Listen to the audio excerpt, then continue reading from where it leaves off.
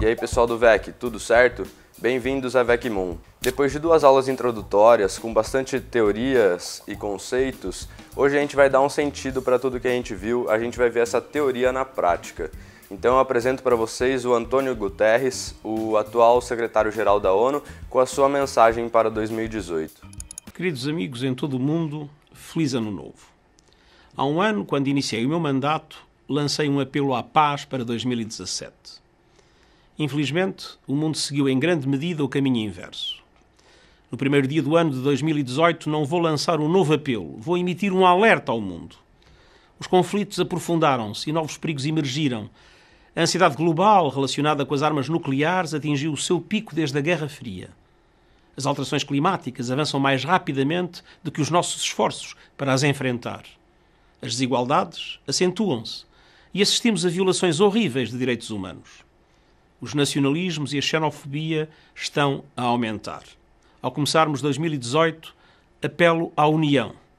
Acredito verdadeiramente que podemos tornar o mundo mais seguro, podemos solucionar os conflitos, superar os ódios e defender os valores que temos em comum. Mas só poderemos fazê-lo em conjunto. Apelo aos líderes de todo o mundo para o seguinte compromisso de ano novo: estreitem laços, lancem pontes, reconstruam a confiança, reunindo as pessoas em torno de objetivos comuns. A união é o caminho. O nosso futuro depende dela. Desejo a todos paz e saúde em 2018. Obrigado.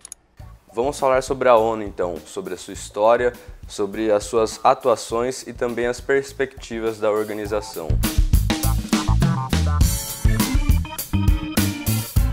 Bom, antes de começar, eu já peço para vocês deixarem o seu like e se inscreverem no canal e também conferirem a campanha do VEC lá no Apoia-se, porque a sua colaboração é muito importante.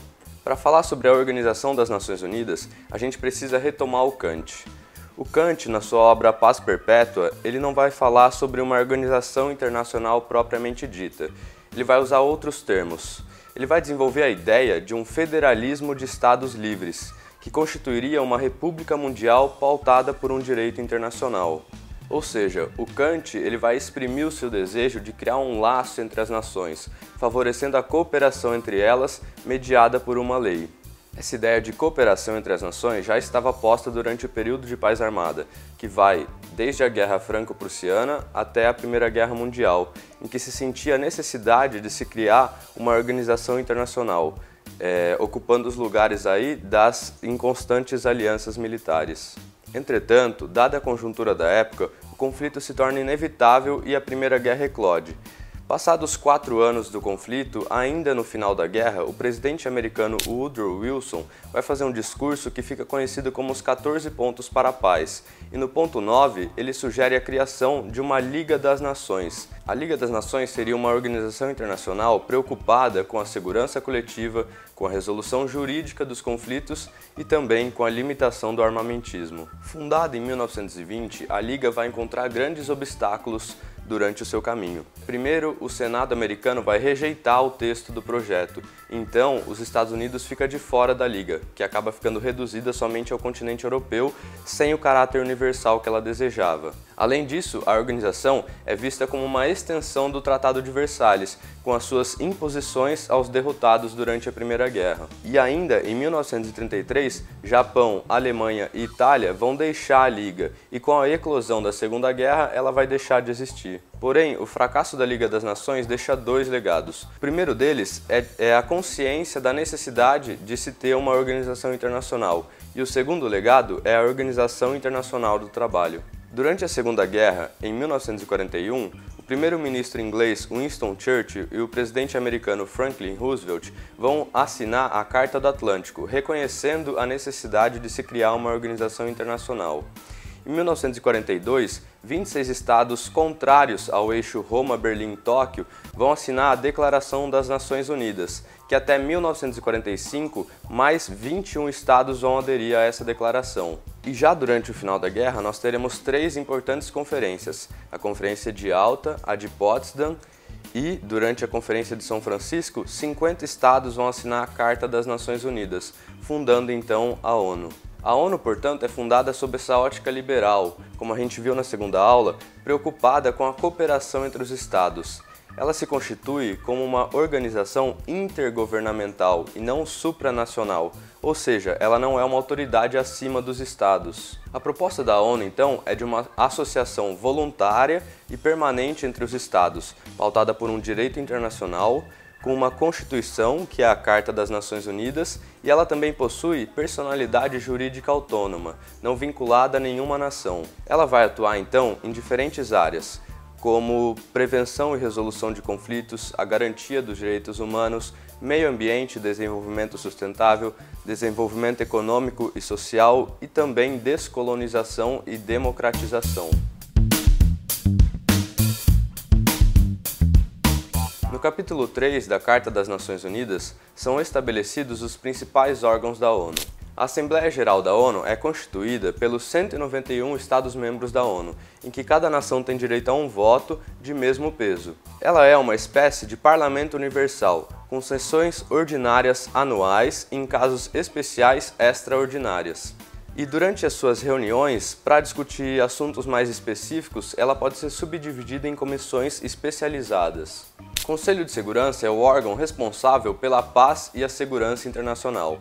Ele é constituído por 5 membros permanentes, que são China, França, Estados Unidos, Reino Unido e Rússia, e também por 10 membros não permanentes, que são eleitos a cada 2 anos pela Assembleia Geral. Vale ressaltar que o Conselho de Segurança pode intervir politicamente na organização, como por exemplo na admissão, suspensão ou exclusão de um Estado-membro ou então na indicação e nomeação do secretário-geral.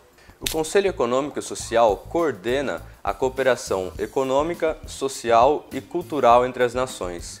Ele é constituído por 54 membros, eleitos a cada 3 anos, segundo um critério geográfico. O Conselho se reúne regularmente 2 vezes ao ano, durante o verão e a primavera. O Tribunal ou Corte Internacional de Justiça regula o conflito entre os Estados, conforme o direito internacional. As suas decisões são vinculativas, ou seja, as partes envolvidas devem acatar as decisões. Temos também o Secretariado, que é o órgão administrativo da ONU. Esse órgão ele tem um caráter representativo, diplomático e operacional, e é liderado pelo secretário-geral, indicado há 5 anos pela Assembleia Geral, com possibilidade de renovação. No entanto, há um porém. Os secretários-gerais precisam ser recomendados pelo Conselho de Segurança. E por último, o Conselho de Tutela é o órgão responsável pela descolonização e autodeterminação dos povos.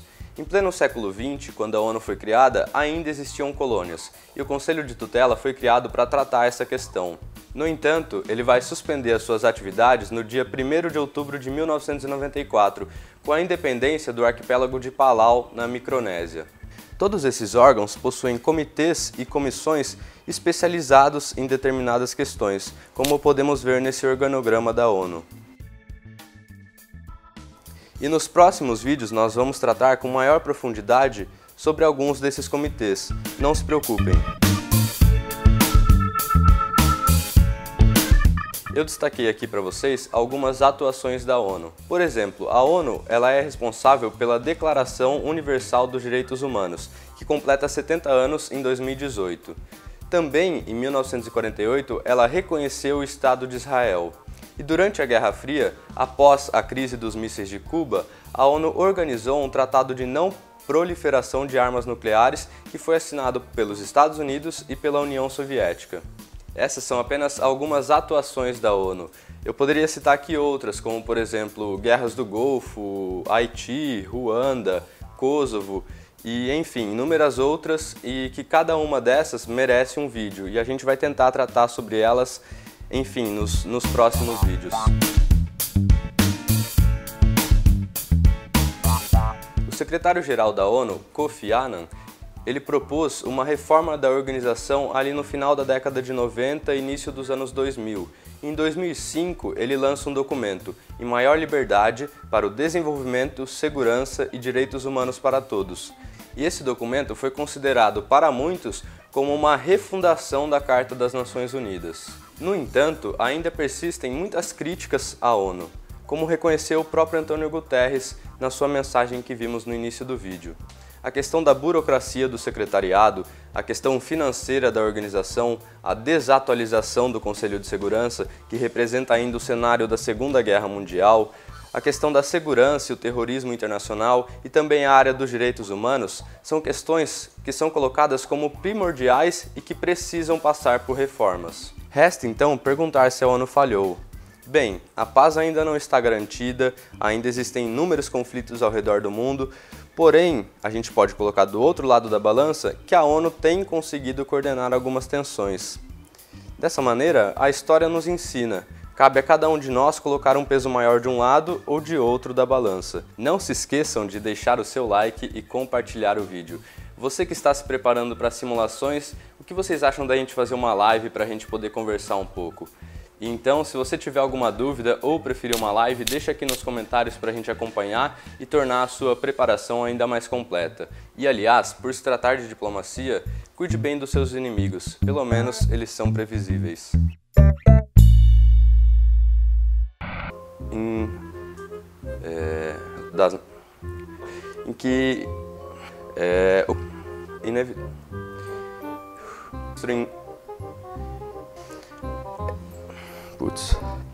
Representativo, diplomático e operacional